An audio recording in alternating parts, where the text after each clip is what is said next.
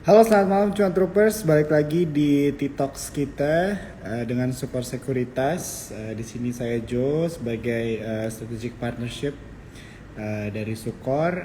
Malam hari ini kita akan seperti biasa ya, Jumat malam kita akan ngobrol-ngobrol sama financial influencer ya teman-teman ya. Jadi untuk malam hari ini seperti yang teman-teman udah lihat di postingan dari Instagram Sukor Sekuritas, kita kan ngobrol sama Handi Erawan ya teman-teman ya. Ini kayaknya kalau buat aku nih udah yang kedua kali I think ya untuk ngobrol-ngobrol sama Bro Handi ya. Nah, ini buat teman-teman juga, aku mau ingetin ya kalau misalnya dari kalian yang belum punya akun RDN atau mau mulai berinvestasi atau trading, bisa buka di form.sukorsekuritas.com ya. Udah aku pin komennya ya teman-teman ya di sini. Dan kalau misalnya ada teman-teman mungkin yang penasaran untuk lihat aplikasinya, bisa aja langsung cek Spot by Sukor Sekuritas ya teman-teman ya. Di sini kita juga punya aplikasi, kita juga punya fitur terbaru di mana kalian bisa beli reksadana langsung nih dari aplikasinya. Ya, jadi kalau misalnya teman-teman contohnya nggak tahu nih mau beli saham apa, bisa parkirin dulu dana atau aset kalian di reksadana. Nah, sambil nunggu Bro Handi, mungkin ya kita nanti sebentar lagi bakal request. Kita coba nih absen dulu ya teman-teman yang udah nonton malam hari ini. Nontonnya dari mana nih? Soalnya ini malam hari gitu kan, dan juga Jumat malam. Dan sebenarnya teman-teman juga aku mau ingetin ya, untuk topik kita adalah top stock picks ya for your investment portfolio. Jadi ini bakal seru banget gitu ya. Jadi kita mungkin buat teman-teman di sini kalau misalnya ada yang mau nanya-nanya tentang saham yang kalian sedang pegang atau enggak mungkin saham-saham yang menarik dan sebagainya, dan kalian pengen lihat view-nya melalui Bro Handi, bisa langsung tanya aja ya, mungkin dari secara fundamentalnya contohnya, atau mungkin kalau misalnya ada pertanyaan seputar sektor juga bisa. Wah, ini ada Muhammad ya nonton dari kota Samarinda. Halo ya, thank you udah nonton malam hari ini ya. Jadi kalau misalnya kamu ada pertanyaan, boleh nanti tanya aja di comment section ya. Jadi kita mau coba seinteraktif mungkin malam hari ini, tapi tetap kita diskusinya diskusi santai ya. Coba kita invite dulu nih. Halo bro. Halo, halo, halo. Selamat Gimana? malam. Malam. Gimana? Suara gue jelas? Suara gue aman nggak? Aman ya? Aman ya? Oke, Suara gue sip. aman ya? Oke, aman. Oke. Aman Gue bro. pakai ini takutnya kecil. Oke. Gimana, gimana? Oke. Ya, pertama-tama thank you banget ya bro ya udah mau luangin waktunya buat Cuan Troopers dan juga buat Sukor Sekuritas ya untuk ngobrol-ngobrol malam hari ini. Dan topiknya buat TikToks kita nih kayaknya seru banget nih. Top picks ya Benar. poin-poin ini. Yes, Ini betul. menarik banget nih, gue jadi pengen tahu gitu ya kira-kira ada stock pick apa aja nih dari Bro Handi. Nah, Hmm. tapi kan tetap Cuan Troopers nonton kan ini bisa dibilang mungkin pengertiannya berbeda-beda. Jadi kita coba diskusi dari bawah dulu kali ya sampai Boleh, boleh, kita boleh. langsung ke Boleh bro. stock picksnya begitu kan. Oke, mungkin kita langsung aja kali ya Bro. Jadi kalau misalnya kita lihat IHSG hari ini ya Bro ya. Hmm. IHSG hari ini kan naik ya 0,24% ya bro ya. Dan kalau nggak salah Yes. kemarin itu naik juga 0,5. I think hari Jumat, hari apa ya? Sorry, Thursday ya naik. Dan secara 5 hari itu IHSG masih naik 0,82% begitu kan. Jadi kayaknya lagi oke banget nih 5 hari ke belakang ini gitu kan buat IHSG. Ada kenaikan. Nah tapi mungkin dari lu sendiri dulu mungkin tanggapannya gimana nih mengenai market kita nih IHSG sekarang. Market ya, so far kita selalu punya, kalau kita lihat market ISG ya, so far kita tuh punya apa ya? Punya track record di bulan Juli, Agustus tuh cenderung bagus. Jadi Juli Agustus tuh biasanya ISG itu cenderung eh, lebih gampang hijaunya lah. Karena apa? Karena Juli Agustus itu kan bulan-bulan dimana sentimennya laporan keuangan. Hmm. Laporan keuangan Q2 kan udah mulai keluar tuh. Nah, itu tuh udah mulai lumayan bagus. Jadi ada sentimen lah, at least blue chip kita sebagai saham-saham penggerak ISG itu jauh lebih bagus sih. Jadi itu yang bisa menarik si market itu ke atas. Itu sih bro. I see, oke. Mm-mm. Jadi ini bulan Juli itu bulan-bulan keluar ini ya, financial report kuartal 2 lah ya, dibilang Betul gitu ya. betul. Oke. Jadi ini bisa jadi mungkin momen juga ya kita mulai stock picking juga kali ya, mana-mana Yes. nih saham-saham yang mengeluarkan financial report yang bagus Mm-mm. gitu ya, atau enggak Betul. better than the rest at least gitulah ya. Yes, betul. Ya. Betul betul. Jadi emang justru mungkin kalau gue lihat itu yang paling aman itu sebenarnya adalah saham-saham dari banking ya pertama. Banking itu pasti rata-rata mungkin hasilnya akan bagus. Kemudian perusahaan-perusahaan yang berkaitan dengan berkaitan sama apa Lebaran kemarin ya. Mungkin gue ngelihat kemungkinan salah satunya mungkin dari sektor otomotif itu mungkin Astra. Astra itu gue rasa Q2-nya mungkin masih tetap bagus ya, tetap bagus. Cuman pertimbangan gue di Astra itu adalah faktor dari UNTR-nya. Karena kan kalau kita ngomongin Astra Internasional itu porsi penyumbang laporan keuangan mereka itu kan yang paling besar itu kan yang pertama dari UNTR, kemudian yang kedua itu dari dari penjualan kendaraan bermotornya, which mean kayak motor ataupun mobil gitu. Nah, yang gue menjadi agak sanksi mungkin lebih ke netral ya, cuman nggak terlalu optimis di Astra itu adalah takutnya ini laporan keuangannya UNTR-nya ini tuh kan masih normalize lah dibanding kalau kita misalkan banding ke Q2-nya tahun lalu kan itu jauh lebih bagus kan karena saat itu batu bara lagi mahal pas segala macam, cuman kan tahun ini kan lagi normalize ke harga-harga ke laporan keuangan cash flow yang sebelum terjadinya commodity boom gitu bro. Jadi Astra mungkin gue masih sanksi, kemudian kalau gue lihat mungkin rata-rata consumer yang staples ya ICBP, Mayora itu gue rasa itu secara laporan keuangan masih cukup bagus gitu. Oke, thank you banget bro ya untuk penjelasannya. Nah ini buat teman-teman nih ada yang boleh nanya-nanya, boleh ya tetap teman-teman tanya aja di comment section atau enggak di question box-nya ya. Nanti kita tampung nanti towards the end dari pembicaraan kita jam 9 ya teman-teman ya kita 9.30 kita selesai. Makanya jangan sia-siakan waktu untuk bertanya nih sama Bro Handi ya. Oke, tadi kan lo mention tentang sektor ini ya berarti otomotif bro ya. Gitu betul. kan. Nah, kalau itu kan tadi lu bawanya adalah dari dampak financial report kuartal 2 gitu kan. Nah, tapi kalau misalnya dari sentimen-sentimen sekarang menurut lu gimana? Contohnya kayak suku bunga itu masih hot nggak sih? Masih menentukan pergerakan market kah atau mungkin sektor juga atau itu sebenarnya udah cukup lewat kayaknya suku bunga bakal dipangkas, kayaknya akan turun. Atau gimana nih tanggapan lu mengenai sentimen suku bunga? Kalau kita lihat ke global ya, kalau gue lihat ke global itu sebenarnya ini kan kemarin terakhir kita lihat itu sebenarnya kan gaung-gaung suara terhadap ini suku bunga terutama mungkin di Amerika udah nggak bakal akan naik gitu ya kan. Karena apa? Karena di sisi lain inflasinya mereka untuk bulan Juni itu kan turunnya cukup dalam. Kalau 3,1%, kalau nggak salah gue ya. Jadi turunnya dari 4%-an ke 3,1%. Jadi which mean itu turunnya udah cukup banyak gitu. Dan itu 1% lagi itu udah mencapai targetnya dari The Fed gitu ya. Kan The Fed menargetkan inflasi mereka itu at least di angka 2%.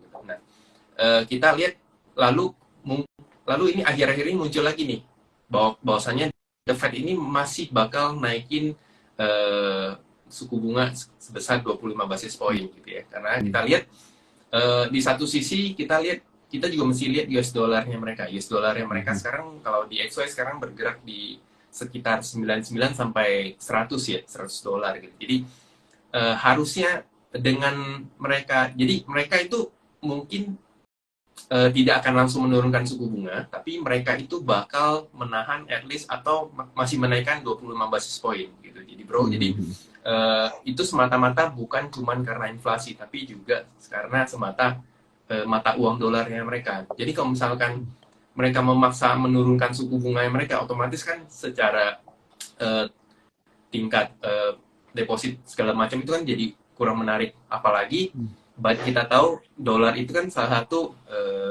mata uang yang dipakai oleh hampir seluruh dunia gitu. Mhm. Seluruh negara itu menggunakan US dollar untuk transaksi internasionalnya. Nah, begitu eh, dolar yang mereka terlalu melemah kan itu juga menjadi sentimen negatif buat si Hmm. Amerika itu sendiri. Nah, cuman kalau gue lihat, kalau ditanya, ini sebenarnya seberapa efektif sih atau seberapa besar sentimen soal suku bunga ini yang udah kita ngobrolin mungkin setahun belakangan ini, gue rasa sih udah nggak terlalu ini ya, nggak terlalu separah tahun lalu lah gitu. Walaupun Ya, ya, ya. minggu depan minggu depan mereka masih ada FOMC ya, Fed meeting. Ya. Jadi kemungkinan gue liatnya bahkan hari ini 2-3 hari ini gue liatnya market baik itu ISG maupun global, even terhadap kita lihat pergerakan XAU ya, emas dunia, kemudian oil dunia itu cenderung lebih udah mulai pricing. Dalam artian ketika The Fed memutuskan untuk tetap menaikkan 25 basis point, itu menurut gue tuh udah pricing bro. Jadi Hmm. marketnya cenderung mungkin bergerak terbatas. Nah, dan gue rasa begitu The Fed mutusin, oke, mereka naikin 25 basis point, justru malah gue liatnya market-market yang high risk ya, dalam artian kayak saham, kemudian Bitcoin, kemudian ya saham sama Bitcoin ya, itu cryptocurrency mungkin akan bergerak ke atas gitu. Jadi gue Hmm. lihat saat ini termasuk tadi ISG, gue lihat masih konsolidasi hari ini bolak-balik di level 6.800 sampai 6.900-an, hampir 7.000 itu adalah range dari konsolidasinya si ISG itu sendiri gitu bro. Jadi udah Ah. nggak perlu dikhawatirin lagi. Ya, ya, ya, gue setuju Hmm. banget ya bro sama lu juga gitu. Jadi memang kalau misalnya kita lihat dari itu dari global gitu ya, dari suku bunga Hmm. di Amerika Serikat, tapi kalau misalnya kita lihat sendiri juga kan BI rate kita juga kan berusaha di maintain gitu ya di Ya 5,75%, dan kita juga kemarin baru teman-teman udah pasti udah lihat juga contoh terus, dan lu pasti tahu gitu ya, inflasi juga udah melandai gitu ya bro, secara betul. bulanan ya begitu kan kalau kita lihat juga.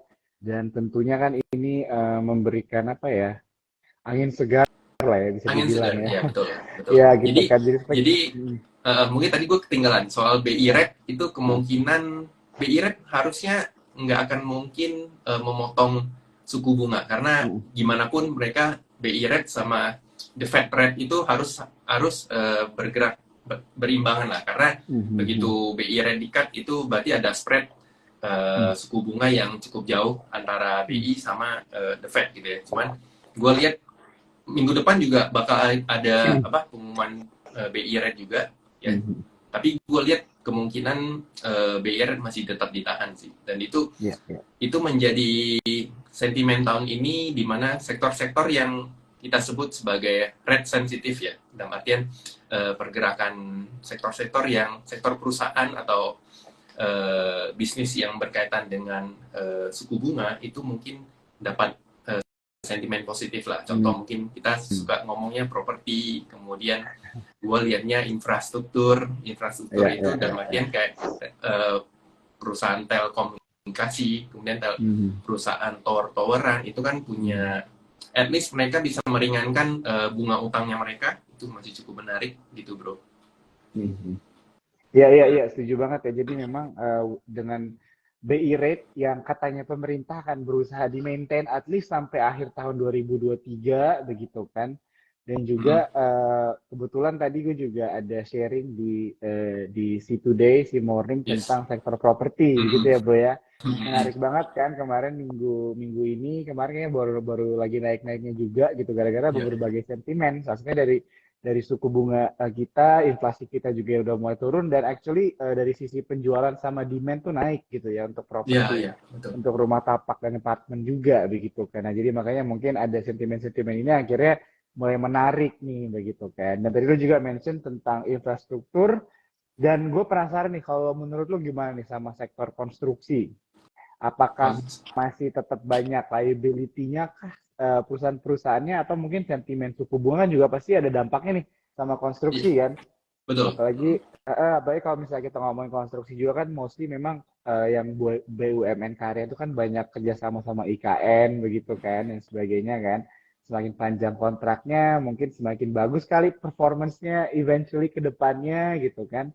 Dan ya tapi nggak tahu gimana nih menurut tanggapan lu nih kalau misalnya untuk sektor konstruksi maybe. Konstruksi, terutama kita ngomongin BUMN karya ya.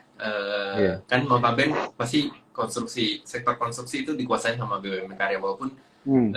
konstruksi swasta juga ada gitu. Mhm. Gue liatnya BUMN karya itu terlepas, sebenarnya itu jadi sentimen positif ya, karena tingkat bunga utang mereka jadi bisa bisa terdampak gitu dengan Mhm. misalkan nanti BI rate-nya diturunin. Cuman masalahnya BUMN ini masih cuman satu masalah BUMN itu adalah soal korupsi, soal eh, Ya, ya, ya, penggelapan ya. laporan keuangan segala macam itu. Jadi itu sentimen negatif yang sampai saat ini itu masih belum belum bisa diberesin gitu bro. Jadi Ya, ya, ya. gue cenderung uh, keep away dari konstruksi ya, kayak Wika, Mhm. PTPP, BSKT, Adi Karya itu Ya. karena lebih ke hal-hal begitu tuh kadang tiba-tiba nongol. Ini mungkin secara chart teknikalnya bagus nih, dia udah break segala macam, tapi sometimes Mhm. tuh tiba-tiba keluar berita yang kurang mengenakan. Mhm. Contohnya hari ini tadi gue dapat di share sama Ivi soal Ya. ini beberapa bank bank besar ya, terutama kayak BMRI, Mandiri ya, Mandiri, terus BRI itu menarik pinjaman terhadap semua karyawan BUMN karya. Mhm. Jadi BNI, BRI, Mandiri itu mereka udah membatasi karyawan-karyawan BUMN karya yang Hmm. memberikan fasilitas kredit lah istilahnya kayak gitu. Hmm. Nah itu kan artinya eh, ada sedikit yang kurang mengingatkan di perusahaan BUMN karya ini gitu bro. Jadi Ya, ya. itu yang gue rada males. Jadi gue lebih milih sektor yang lain Hmm. ketimbang konstruksi ini sih Ya, gitu. ya. Wah, ini penting banget ya buat kita semua untuk istilahnya dalam menganalisa suatu perusahaan gitu, apalagi perusahaan yang kita investasikan itu penting untuk melihat track record manajemen juga gitu Betul ya, bro betul. ya. Ya Itu kan? paling itu salah satu yang penting lah. Iya, iya, iya. Jadi tidak serta-merta hanya melihat angka gitu kan, karena angka juga kan bisa di BIM salah BIM gitu kan. Ya Kelihatannya surplus bener gitu bener kan, terus masuk ke bener. berita profit gitu kan. Tapi kan kita nggak, ya itulah harus lebih dalam lagi ya, karena Betul. kita nggak pernah tahu ya, maksudnya angka-angka itu munculnya dari mana dan sebagainya gitu kan. Dan gue setuju banget ini dalam masalah tentang manajemen perusahaan ya, teman-teman cuan troopers di sini ini bisa jadi pegangan nih buat kita dalam menganalisa satu perusahaan. Penting nih lihat track recordnya ya. Jadi bahkan apalagi bahkan sekarang sebagai bahkan sebagai trader bro, ya, bukan seorang yang namanya analisa fundamental, yang menitikan analisa fundamental kan sebenarnya lebih dipakai untuk seorang investor gitu ya, iya, investor iya. yang panjang yang lebih lihat valuasi nilai, kemudian seberapa dia bisa growth si perusahaan itu. Cuman as a trader pun, kita sebagai trader pun juga harus lihat ya, misalkan kayak contoh lah, misalkan pasti ada teman-teman yang lagi trading di WSKT, tiba-tiba bank dia nggak bisa bayar obligasinya, Hmm. terus tiba-tiba disuspend sahamnya, akhirnya modal kita nyangkut di sana. Nah itu at least sebagai trader menurut gue tuh kita harus tahu fundamental perusahaannya, kita nggak usah tahu terlalu dalam lah.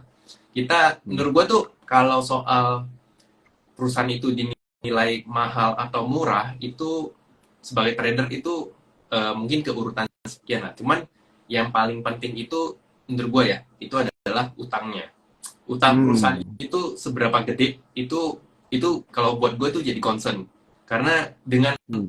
perusahaan itu punya utang yang gede itu jadi sensitif, dan itu bisa aja tiba-tiba di bisa aja Hmm. tiba-tiba diterpa isu yang kurang bagus. Kemudian juga seperti tadi Bro Jo bilang soal manajemennya juga Hmm. penting, siapa orang di belakang perusahaan itu, si orang ini tuh punya manajemen yang bagus apa enggak, terus orang-orangnya tuh terlibat sama soal politik apa enggak, itu kan juga jadi hal sensitif juga gitu bro, Hmm. kayak gitu sih. Jadi Ya, ya. bukan cuma seorang investor yang harus perhatiin perhatiin perusahaan memperhatikan fundamental perusahaannya, tapi kita sebagai trader juga perlu sih gitu. Ya, ya, ya. Hmm. Oke. Ini kalau gue mau nanya, berarti lo ini kiblatnya lebih ke investor apa trader nih, bro? Gue semuanya, gue semuanya karena bagi gue seorang trader nggak cukup kalau misalnya lu cuman butuh yang namanya technical sama mungkin flow ya atau bandarmologi lah gitu. Tapi menurut gue tuh justru lu butuh yang namanya fundamental gitu loh. Jadi akhirnya lu tahu nih perusahaan lu tradingin bisa nggak berbahaya apa enggak gitu. Bahkan ketika lu mau trading satu saham dengan mencari beggar, itu juga lu harus ngandelin fundamental gitu. Misalkan nih contoh, ada satu perusahaan murah. Contoh, ini perusahaannya murah gitu. Begitu kita riset fundamentalnya dan kita ketemu nih, oh bagus nih, secara nilainya bagus, secara prospek ke depan sesuai dengan makroekonominya sejalan. Contoh mungkin kita sebut Dharma ya, Dharma yang udah naik cukup tinggi, Dharma Auto, ya kan, dimana kita lihat tahun ini justru gue lihat sektor otomotif yang cukup bergerak banyak. Nah, Dharma Auto kan dinilai saat itu valuasinya cukup murah. Kemudian mereka ini kan adalah perusahaan-perusahaan pendukung dalam pembuatan kendaraan bermotornya si Astra Motor, Astra Honda, kemudian ada Yamaha, kemudian ada Toyota dan lain-lain gitu. Nah, itu tuh kalau kita yang bisa ngedrag makronya sama kita sesuaiin sama perusahaannya itu dinilai murah dan kebetulan tahun ini dia bisa sejalan dalam artian positif, dalam artian sektornya lagi main, nah itu bisa menghasilkan beggar yang cukup bagus gitu bro. Jadi sebagai trader pun kalau misalnya mau nyari beggar ya tetap harus ngandalin technical, harus ngandalin fundamental kayak gitu. Ya, ya, ya. Jadi a little bit of both penting ya bro ya. Jadi supaya istilahnya lebih mengerti lah ya bro ya bagaimana bermanuver di dunia pasar modal. Ya, gimana kita memetain perang kita ke depan seperti apa. Itu kan butuh semuanya sih. Jadi nggak cuma butuh technical doang gitu. Termasuk screening saham kan juga butuh. Oh, makronya lagi gini nih, sentimennya misalkan sekarang tahun ini kemungkinan rate bakal turun. Nah, sektor mana yang akan bermain kayak gitu. Kayaknya itu jadinya akhirnya kita bisa screening, oh, properti apa yang masih menarik gitu. Itu kita drag down satu-satu. Oke. Wah, ini seru banget ya teman-teman Cuan-Troopers ya. Kalau misalnya ada yang lagi nyatet nih ya, ini beberapa poin penting ya teman-teman dalam perjalanan kalian berinvestasi. Oke, ini baik banget nih yang udah mulai nanya. Tetap aja ya guys, keep them coming the questions. Nanti kita bakal tanya at the end. Oke, gue kita mulai balik lagi nih bro ke topik ya. Jadi ke top stock picks. Tapi gue mau mulai ke sektor dulu nih. Tadi kita udah yang beberapa bahas nih tentang sektor begitu ya. Tapi kalau misalnya gue tanya buat lu nih, buat Handi gitu ya. Semester 2 di tahun ini menurut lu top 3 sektor favorit lu apa? Top 3 sektor favorit menurut gue yang agak panjang itu sampai akhir tahun itu properti yang pertama. Kemudian tech, sektor tech menurut gue dengan ada sentimennya penurunan suku bunga itu jadi sentimen positif juga buat sektor tech gitu. Kemudian gue lihat basic industri juga masih cukup oke. Mungkin yang terakhir energi ya? Tapi energi itu mungkin Q3 ke Q4 gitu. Oke. Cuman ya top sektor yang gue lihat untuk jangka panjang pertama properti, kemudian gue lihat basic industri masih cukup oke, sama yang tadi tech mungkin yang bisa kita trading cukup bagus lah, bisa trading mau main agak panjang atau mungkin mau mainnya bolak-balik juga bisa. Oke. Wah ini pasti udah mulai banyak yang mau nanya nih. Kira-kira saham-saham apa aja di dalam sektor ini kan? Tapi ntar dulu bro. Jangan kasih tau dulu, ntar bubar. Oke. Nah gue mau nanya, kalau bottom 2 sektor yang menurut lu kurang menarik lah. Ini kan disclaimer ya teman-teman ya. Ini pendapat dari Handi. Kalau misalnya sektor bottom 2 lah yang menurut lu kayaknya untuk tahun ini kurang seksi. Bisa dibilang begitu. Kira-kira apa Bottom nih? yang menurut gua kurang seksi itu kemungkinan bisa aja eh, trans ya. Trans mungkin Hmm, sedikit ada trans itu dalam maksudnya kita ngomong sektor trans ya. ya. Trans itu yang gue perhatiin itu adalah sektor dari transnya ini apa kapal tongkang. Hmm, Itu yang menurut gue kurang kurang menarik hmm, gitu. Nah, ya, ya, sedangkan ya. sektor trans yang lain seperti ASA, contoh mungkin ASA, contoh Hmm, mungkin Bluebird itu masih cukup bagus lah. Cuman kalau yang hmm. subsektornya sebagai kapal tongkang segala macam itu menurut gua kurang menarik. Kemudian sama mungkin agak sedikit berat itu di infra, Ah, infra, di infra. Walaupun tadi gua ngomong mungkin infra bisa jadi karena kan telekomunikasi kan masuk di infra, toran kan masuk di infra. Cuman mhm. mostly rada yang kurang menarik itu di sektor infra sih bro. Ya, ya, ya, ya. Mm-mm. Setuju sih. Tadi gue juga baru mau mention sih sebelum lu mention tentang infrastruktur. Memang gue baru mau nanya tadi tentang sektor pertauran ini laggingnya aja sih agak lama gitu ya bro ya sebenarnya ya. Laggingnya pasti akan lama. Iya, Iya betul. iya, Mm-mm. begitu sih. Jadi ya nggak ngerti juga ya. Mungkin gue belum terlalu ngerti, tapi bisa dibilang cukup steady, tapi nggak yang wow banget, yang Ya ya di tengah aja gitu kan. benar Iya benar. kan? Ya yang cenderung cenderung dia grow pun nggak grow yang terlalu besar gitu loh. Iya, iya, iya, Iya iya, iya, iya iya. benar. Ya, jadi ya Beyblade. itu mungkin jadi pelajaran juga kali ya. Jadi maksudnya kayak mungkin kita nggak bisa terlalu stick sama satu sektor gitu kan. Mungkin sektor ini pernah memberikan kita cuan begitu banyak, terus kita berharapnya dia balik lagi gitu kan. Ya ya Jadi kita nggak bisa. stick banget di situ, padahal sebenarnya masih banyak sektor lain, masih banyak saham-saham lain juga gitu yang bisa memberikan kita profit Hmm, gitu kan. Jadi jangan betul. terlalu apa ya, jangan terlalu setia katanya. Kemarin gue ngobrol sama siapa tuh, katanya jangan terlalu setia kalau kalau kalau trading Setuju sih katanya gitu. setuju benar karena betul karena kita lihat aja lah 3 tahun terakhir dari Iya, iya. 2020 sektor apa yang main ya. Mhm. Eh, mungkin sektor 2020 karena pandemi sektor kesehatan yang naik Mhm. bagus kan Mhm. KF Inaf segala macam rumah Iya, sakit iya, iya. segala macam naik 2021 sektor bank Iya, iya. digital tech segala macam naik Hmm. 2022 karena perang komoditi boom sektor energi yang naik jadi dari tiga Hmm. tahun terakhir kita kan udah bisa bercermin bahwasannya nggak selalu tiap tahun itu nggak selalu sektor yang sama yang main gitu loh. Kecuali ada Hmm. finance. Iya, iya, iya. Finance itu Iya. akan selalu mengulangi siklusnya. Hmm. Nah, paling kalau mau main yang benar-benar main itu ya sektor finance. Cuman main sektor finance itu kan lebih long term, lebih Hmm. yang slow, yang mungkin lu 3-4 bulan dapat 10-20% gitu-gitu. Atau mungkin lu setahun baru dapat 20%.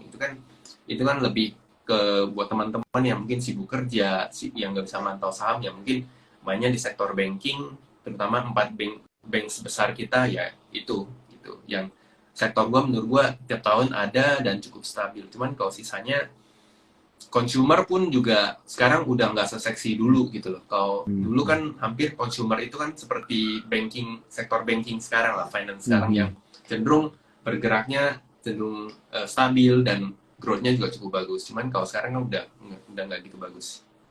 Ya, ya, ya. Itu Setuju sih bro. banget.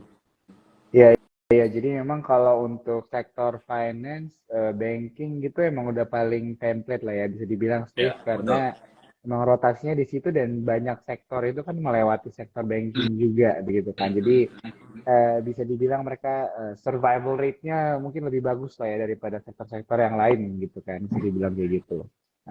Ya, ya. Oke, oke. Ini teman-teman udah boleh banyak yang nanya. Just keep them coming. Nanti kita bakal tanyain ya. Kita coba semuanya. Tapi obviously ada waktunya juga. Aku mau ingetin nih buat teman-teman. Kalau misalnya ada yang ketinggalan ya dari obrolan kita dari tadi, dari awal, ini akan di-save di Instagram Soko Sekuritas. Jadi kan bisa bisa nonton dari awal gitu ya. Ya. Oke, sekarang gue mau nanya nih bro. Kita masuk ke saham-sahamnya gitu kali ya. Tadi kan lu mention tentang sektor bank digital sebagai salah satu favorit ya. Bener kan ya tadi ya itu ya? Betul. Nah ini aku Baik. kasih disclaimer dulu ya sama teman-teman ya tetap lakukan analisa masing-masing. Mm-mm. Gue mau nanya nih, mungkin saham-saham menarik apa aja nih menurut lo yang lo lihat dari sektor di bank digital? Bank digital yang gue lihat so far yang gue lumayan suka itu Arto. Hmm. Arto karena Arto itu untuk kondisi setahun 2 tahun terakhir itu tuh udah jauh dari yang namanya sentimen saat 2021 gitu. Hmm. Gue ngelihatnya cenderungnya 2022 sampai 2023 itu mereka udah mulai masuk established lah dan artian they reigning as a kayak perusahaan biasa gitu lah, perusahaan banking biasanya. Kemudian kita tahu Arto kan juga cover apa drivernya Gojek segala macam, customernya Gojek, customer ya. Jadi mereka kan sebagai bank yang mengcover Gojek gitu dan kita tahu bisnisnya Gojek itu udah terlepas si Gotonya atau mungkin Gojeknya rugi segala macam kan, tapi running bisnisnya terhadap Arto kan cukup bagus. Jadi gue liatnya tahun ini Arto bakal bagus sih. Dan kalau lu perhatiin secara teknikal pun Arto naiknya secara teknikal cukup sopan ya, cukup sopan dan udah nggak kayak dulu naiknya berantakan gitu. Cuman sekarang tuh udah jauh lebih sopan, jauh lebih naiknya cukup enak gitu. Kayak gitu sih bro, Arto. Kemudian mungkin yang kedua gue masih lihat BBIB. Cuman BBIB ini masih kalau laporan keuangannya udah mulai turn around story itu gue mungkin akan lirik si BBIB gitu sih. Oke, jadi tadi Arto sama BBEB tapi masih harus ada Dikulik lagi double lebih checking lah dalam. ya. Iya, dikulik lagi lebih dalam. Mungkin masih ke dalam kategori wait and see kali ya. Betul. Masih diperhatikan Yes. dulu bagaimana kalau ada turnaround story dan melihat performance perusahaannya juga. Yeah. Oke.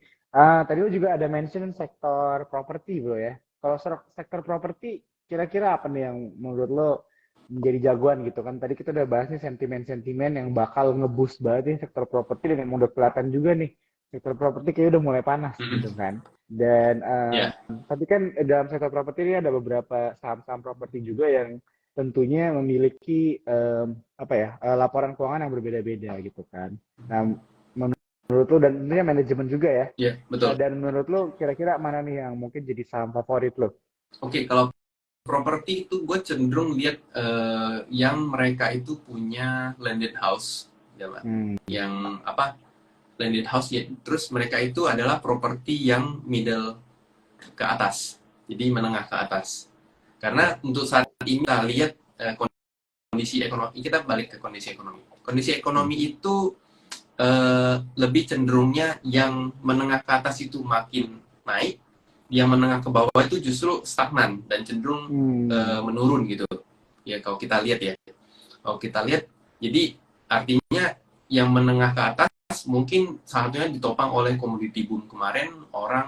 Mungkin orang suka kasih contoh orang-orang yang pengusaha batubara kalau udah hasil cuan pasti belinya properti gitu. That's why gue melihatnya properti menengah ke atas itu yang punya landed house yang gede, jadi orang lebih milih landed house ketimbang seperti apartemen gitu. Jadi gue lihatnya mungkin dari sektor sahamnya mungkin yang kita lihat BSDE, kemudian SMRA ya, kemudian Ciputra, CTRA itu 3 saham yang blue chipnya properti yang punya landed house yang cukup bagus. Kemudian tahun ini mereka itu banyak serah terima unit, which mean itu kan artinya di catatan laporan keuangannya mereka masuk sebagai income, real income, bukan cuman kalau marketing sales itu masih belum masuk ke real income.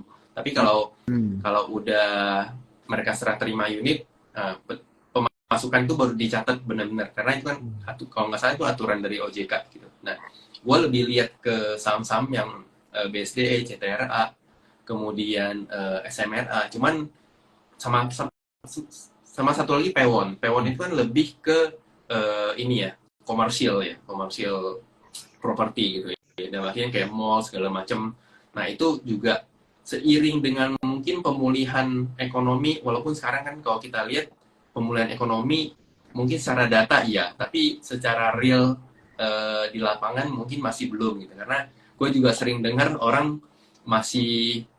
itu masih kayak susah gitu, apalagi yang middle low ya. Jadi itu masih cenderungnya spendingnya mereka masih belum cukup besar gitu.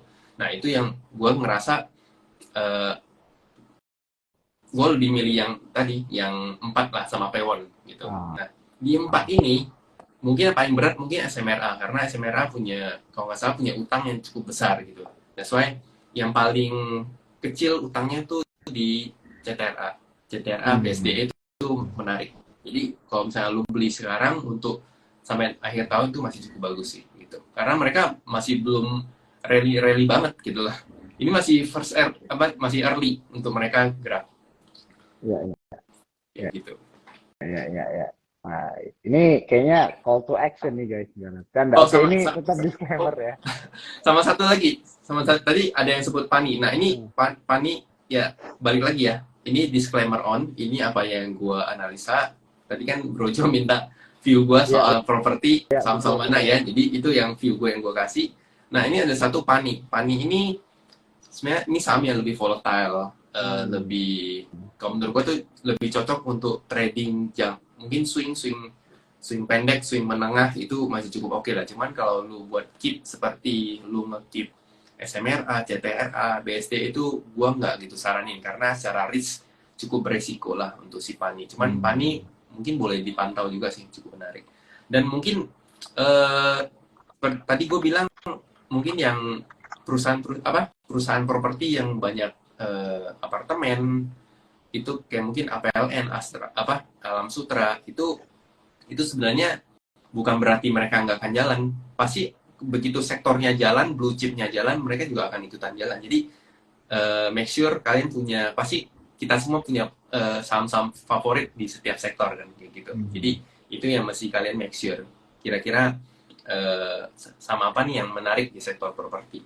Yang menurut kalian secara risk cocok sama kalian, secara rewardnya masih cukup gede. ya. Setuju. Jadi memang penting ya tentukan apa ya, tentukan resiko kalian dengan saham stok pick kalian lah ya, bisa dibilang gitu Yes, kan. Tadi kan betul. lu udah menjelaskan kan tentang beberapa saham-saham, contohnya dari sektor saham-saham ini bisa dibilang memiliki karakternya masing-masing gitu kan. Jadi sesuaikan aja dengan tujuan kalian lah ya, berinvestasi atau mungkin trading long term, short term. Nah itu balik lagi ke masing-masing kita ya. Makanya ini balik lagi teman-teman disclaimer ya. Jadi tetap Iya. harus melakukan analisa masing-masing. Oke. Mungkin kita langsung sambil lompat-lompat aja bro, kita jawab-jawabin Boleh, pertanyaan dari boleh, teman-teman boleh, boleh. Contribers nggak apa ya. Ini Wow, gue apa? lihat ada beberapa pertanyaannya yang sama, menanyakan tentang Bank BTPN bro, BTPS. Ya, BTPS jadi ya.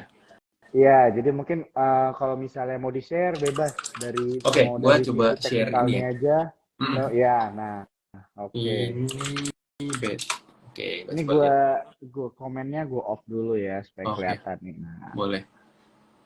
Nah, ini BTPS by technical itu dia sebenarnya ada kecenderungan, atau belum terkonfirmasi, cuman ada kecenderungan dia ada pola yang namanya inverted head and shoulder. Kalau kita lihat, mungkin kalau secara line chart mungkin sedikit lebih kelihatan ya. Ini ada shoulder kiri, kemudian ada head, kemudian ada shoulder kanan.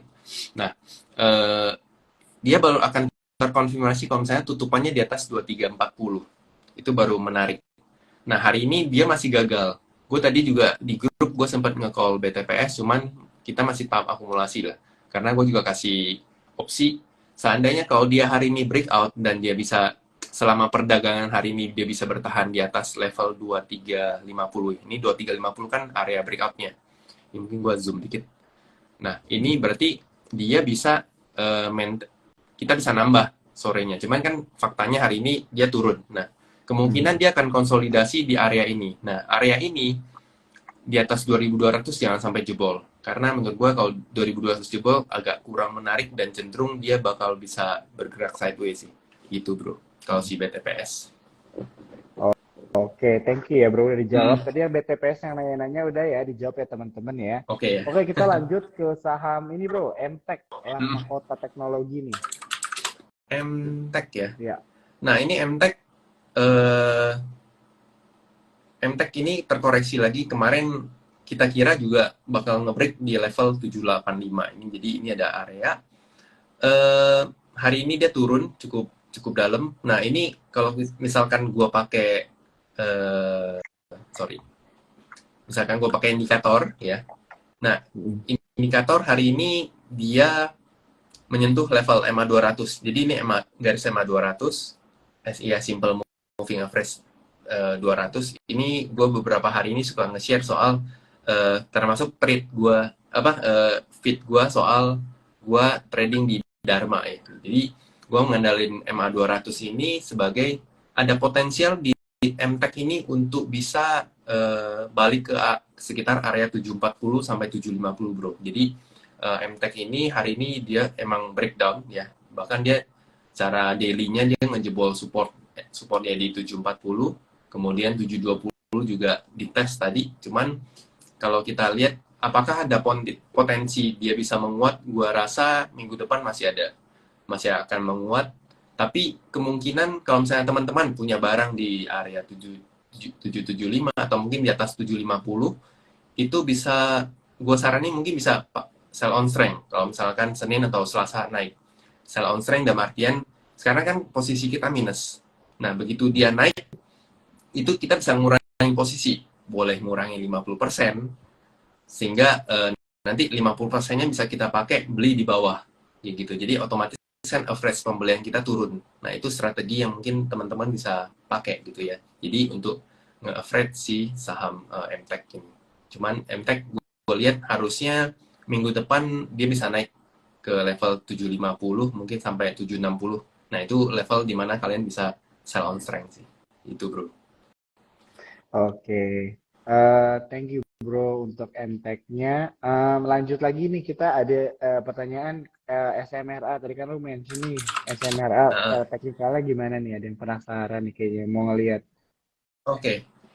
Kalau ini tuh view gede gua di SMRA. Jadi dia punya gua menargetkan SMRA itu di sekitar 900 lah, 895 sampai 900. Dia chart by pattern dia ini falling wedge-nya dan cukup lama dari Maret 2022 sampai sekarang mungkin udah berarti satu tahunan lah. Nah, dia udah mulai breakout kemarin di Mei 2023, kemudian dia konsolidasi, sempat ngetes di area breakout-nya, kemudian dia mulai naik. Memang di sini area 725, 730 ini area yang menurut gua resistannya cukup kuat. Ya, di sini kalau misalnya kita lihat ini sekali kena, ini 2 kali, kemudian ini yang ketiga. Nah, ini si SMRA ini masih konsol di area ini. Nah, SMRA kalau misalnya teman-teman mau itu menurut gue masih ada potensi untuk bisa dibeli ya di area 675 sampai 650 ini jadi area kita buat akumulasi gitu. Dan SMRA pasti kita mainnya agak long ya karena ini mainnya agak panjang, namanya properti, geraknya juga lagging, jadi mainnya tentu agak panjang. Nah, gue lihat kalian bisa akumulasi sampai 650 itu masih cukup bagus sih. Kalau begitu dia break 725 dan dia mulai bergerak di atas 725, nanti kalian punya opsi untuk bisa fresh up lah. Kalau mau nambah lagi di atas 725 itu masih oke. Tapi ini mainnya agak panjang sih, gitu sih bro. Oke, jadi untuk SMRA ini lebih ke long term lah ya. Long term ya. Enggak, iya long term ya, atau cukup panjang lah ya daripada yang betul. MTech biasanya. Oke. Lanjut, nih ada yang mention tentang saham kita lompat sektor Adaro bro.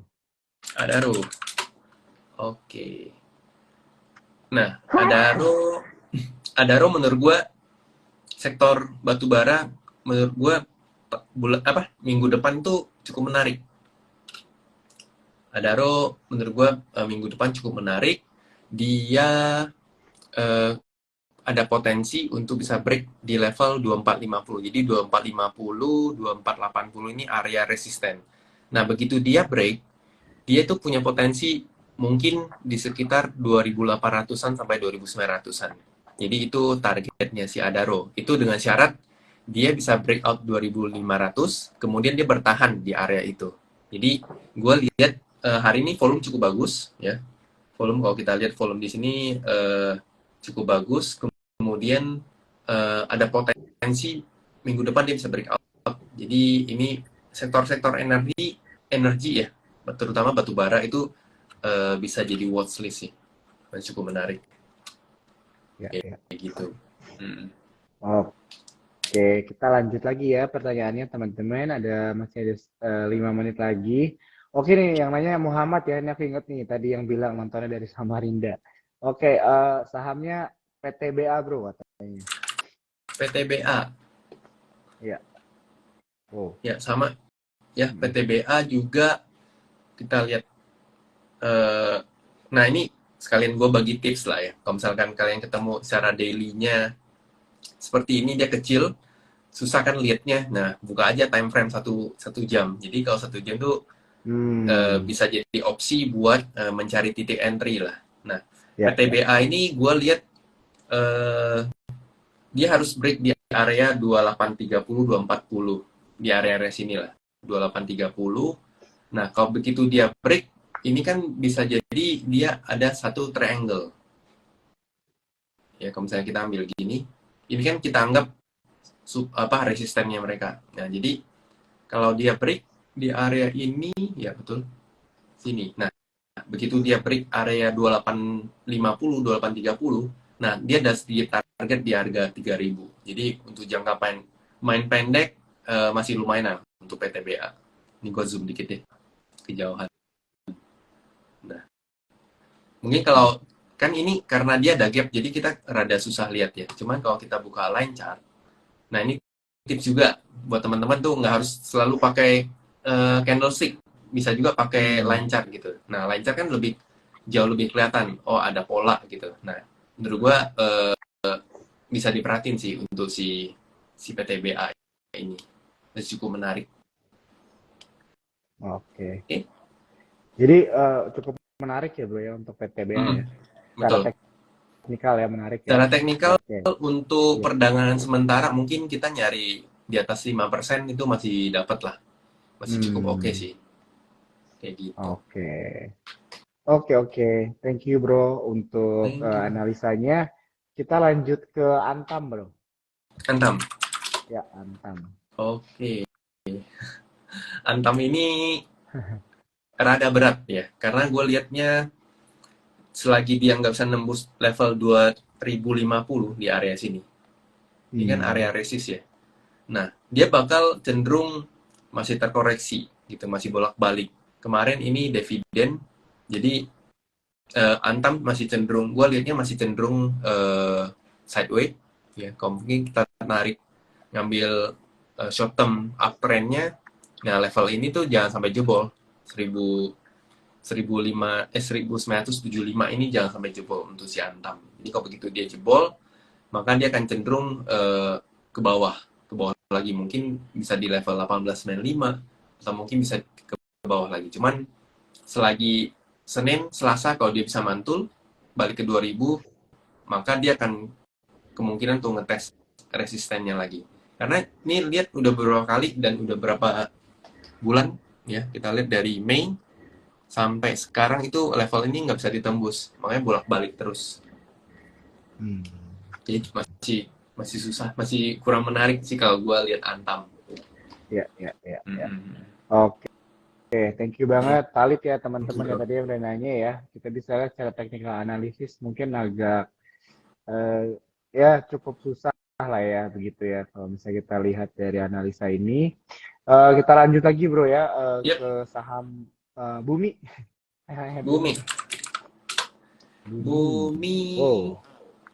Bumi secara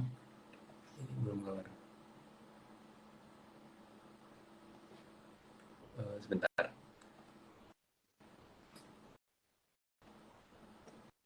Nah, Bumi mungkin secara ini ya, secara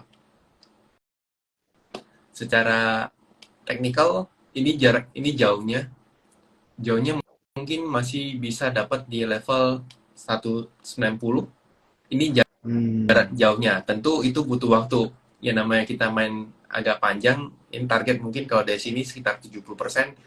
Itu dengan syarat time frame juga panjang gitu. Cuman gue lihat bumi saat ini kalau kita lihat dari indikatornya momentumnya bagus, MACD secara trennya juga uptrend. Nah, cuman problemnya harusnya bumi ini kebentur di MA 200. Jadi MA 200 ini salah satu MA yang mungkin bisa kita jadiin resist gitu. Nah, resist di sini pertepatan juga di sini juga area resist. Jadi area-area 140 sampai 145 ini jadi area resistnya bumi. Nah, bumi ini kalau misalkan dia turun di level 134, di atas 130 dia masih cukup bagus lah. Dalam artian kalau misalkan dia konsolidasi di sini, ya konsolidasi di area ini masih cukup bagus. Asal dia jangan sampai ngebreak di bawah 130. Kalau begitu dia break bawah 130 itu, maka kecenderungannya dia akan balik ke sekitar 120. Ya gitu. Bisa terjadi nggak? Bisa aja sih. Karena ketika dia mau ngebreak untuk naik ke level yang lebih atas, dia butuh tenaga dan biasanya kita sebut butuh tenaga itu kan artinya kita harus mengakumulasi ulang. Pasar harus mengakumulasi ulang, that's why mereka butuh koreksi sebelum akhirnya dia naik kembali gitu sih. Gitu. Oke, thank you Cuman banget kalau bro. Siap. cuman Thank you nambah banget, dikit. bro. Mungkin kalau Oke. untuk sekarang bumi rada kalau mau masuk sekarang mungkin rada hati-hati lah. Jadi mending better tunggu di sekitar 135 sih, Bro. Oke. Gitu. 135 tadi bro ya, berarti Iya, ya betul. untuk bumi ya, better tunggu. Oke, ya ya. Wah, oke, udah ini ya, nggak dirasa waktunya udah Cepet. jam 9.30 dan udah banyak banget nih teman-teman yang bertanya, tapi tetap masih banyak banget pertanyaan yang nggak belum dijawab. Mm-mm. Eh, sorry ya teman-teman Cuan Troopers, tapi jangan berkecil hati. Nanti kita akan tetap ngobrol lagi tentunya ke depannya sama Bro Handi dan juga influencer-influencer lainnya. Oke, Betul. nanti buat teman-teman yang mau nonton dari awal mungkin yang ketinggalan bisa nonton aja langsung di IG Support Sekuritas karena TikTok ini atau diskusi ini akan di save ya teman-teman ya. Oke, sekali lagi dari gua bro, thank you banget Thank ya you. untuk waktu lo malam hari ini. Thank you. Udah mau sharing-sharing sama Cuan Troopers, jangan kapok-kapok bro. Sampai ketemu lagi di lain waktu Aman, ya. aman. Gampang, Oke, Bro. Siap. ya. Thank you bro Thank you, ya. thank you. Bye-bye Oke, thank you, semuanya. Bro. Thank you semuanya. Selamat malam.